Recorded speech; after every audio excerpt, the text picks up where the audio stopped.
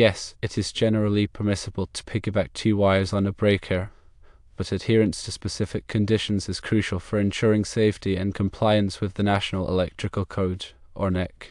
Article 310.15. The NEC addresses pigtailing of conductors. Wire size is a primary concern. The combined cross-sectional area of the 2 wires must not exceed the breaker's rated capacity. This limitation prevents overloading the breaker and potential overheating of the conductors. Circuit protection mandates that both wires must be protected by the same breaker. This ensures that a fault in either wire will trip the breaker, disconnecting both circuits and preventing damage. Wire length is another factor. The additional wire length introduced by the pigtail should be minimized to reduce voltage drop. Excessive voltage drop can impair the performance of connected equipment. Terminal type is also very important. The breaker terminals must be capable of accommodating 2 conductors of the appropriate wire size and type. Using terminals not designed for multiple conductors can result in loose connections and overheating. Acceptable connection methods include screw-type terminals, pressure plates, and spring clips. These methods ensure a secure and reliable connection between the wires and the breaker terminal. Proper identification of pigtailed wires is essential. They should be clearly labeled to indicate the circuit they serve, simplifying troubleshooting and maintenance. There are exceptions to these general guidelines. Firstly, in multi-wire branch circuits, connecting more than 2 wires to a single breaker might be allowed.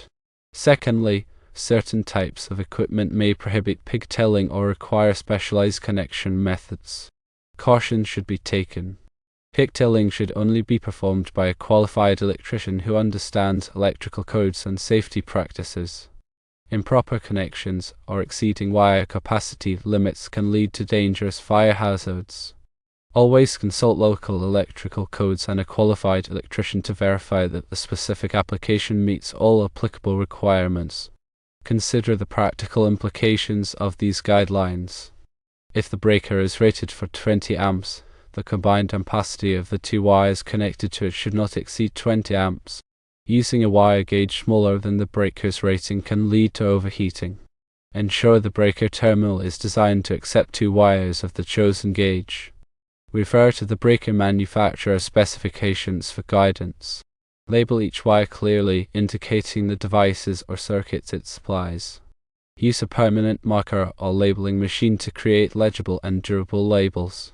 Consider the potential for future expansion. If additional circuits are anticipated, consider using a larger junction box or subpanel to accommodate future wiring needs. Voltage drop can be calculated using standard formulas. Online voltage drop calculators can simplify this process, ensuring that voltage drop remains within acceptable limits. Stay updated in the latest NEC revisions. Electrical codes are regularly updated to reflect new technologies and safety practices. Subscribe to electrical industry publications and attend training seminars to remain current. When working on electrical systems, always prioritize safety. Wear appropriate personal protective equipment, including safety glasses and insulated gloves. Turn off the power at the main breaker before working on any electrical circuits. Double check that the circuit is energized using a voltage tester before touching any wires. Grounding is also important. Ensure that all electrical equipment is properly grounded to prevent electrical shock hazards. Follow all applicable grounding requirements outlined in the NEC. Consider the environmental conditions in which the electrical system will operate. In damp or corrosive environments, use wiring and equipment rated for those conditions. Protect wiring from physical damage by using conduit or other protective measures. Inspect electrical systems regularly for signs of wear and tear. Look for cracked or damaged insulation, loose connections, and corroded terminals. Replace any damaged components immediately to prevent electrical hazards. Load calculations are an important aspect of electrical system design. Calculate the total load on each circuit to ensure that it does not exceed the breaker's rating. Consider both continuous and non-continuous loads when performing load calculations. Use appropriately sized conductors for each circuit based on the calculated load. Refer to NEC tables for conductor ampacity ratings. Overcrowding of junction boxes can lead to overheating and electrical hazards. Ensure that junction boxes are large enough to accommodate all the wiring and connections within them. Support wiring properly to prevent strain on connections and terminals. Use cable ties or other methods to secure wiring to prevent it from sagging or becoming tangled.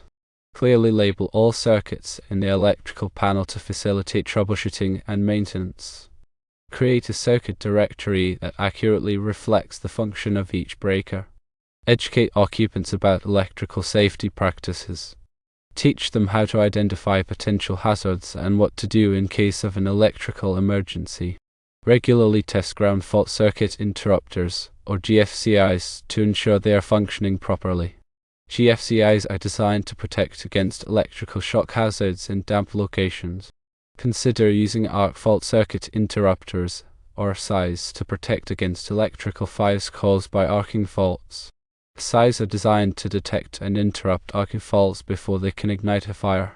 Conduct regular maintenance on electrical equipment to keep it in good working order. Clean electrical equipment regularly to remove dust and debris that can cause overheating. Ensure that electrical equipment is properly ventilated to prevent overheating. Consider using surge protectors to protect sensitive electronic equipment from voltage surges. Voltage surges can damage or destroy electronic equipment. Document all electrical work performed, including wiring diagrams and circuit layouts. Keep this documentation in a safe place for future reference. When making electrical modifications, always obtain the necessary permits from local authorities. The electrical permits ensure that the work is done in compliance with applicable codes and regulations. Hire a qualified electrical inspector to inspect all electrical work. Electrical inspections ensure that the work is done safely and correctly. Consider using energy-efficient lighting and appliances to reduce energy consumption. Energy-efficient lighting and appliances can save money on electricity bills. Install occupancy sensors to automatically turn off lights when rooms are unoccupied. Occupancy sensors can help to reduce energy waste. Use timers to control outdoor lighting and other electrical devices. Timers can help to conserve energy and reduce light pollution. Promote electrical safety awareness in the community. Share information about electrical safety practices with neighbors and friends. Encourage others to follow safe electrical practices to prevent electrical hazards. Electrical safety is a shared responsibility. By following these guidelines, everyone can help to prevent electrical accidents and injuries. Proper wire termination is crucial for a safe and reliable electrical system. Use the correct tools and techniques to terminate wires properly. Ensure that all wire connections are tight and secure. Loose connections can cause overheating and electrical hazards. Use wire connectors that are appropriate for the wire size and type. Follow the manufacturer's instructions when using wire connectors.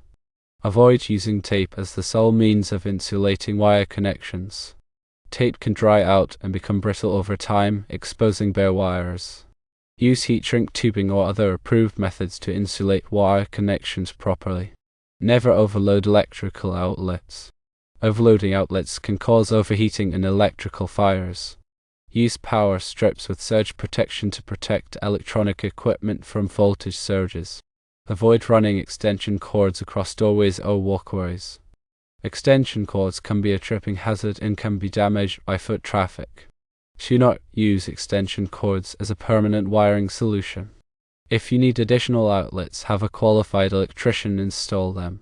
Keep electrical cords away from water and heat sources. Water and heat can damage electrical cords and create electrical hazards. Inspect electrical cords regularly for signs of wear and tear. Replace any damaged cords immediately. Do not attempt to repair damaged electrical cords yourself. Have a qualified electrician repair or replace them. Use ground fault circuit interrupters, or GFCIs, in all wet locations, such as bathrooms, kitchens, and outdoor areas. GFCIs can protect against electrical shock hazards in wet locations. Test GFCIs monthly to ensure they are functioning properly. Replace GFCIs that are not functioning properly. Install arc fault circuit interrupters, or FSIs, in bedrooms and other areas where electrical fires are more likely to occur. FSIs can protect against electrical fires caused by arcing faults. Test FSIs monthly to ensure they are functioning properly. Replace FSIs that are not functioning properly.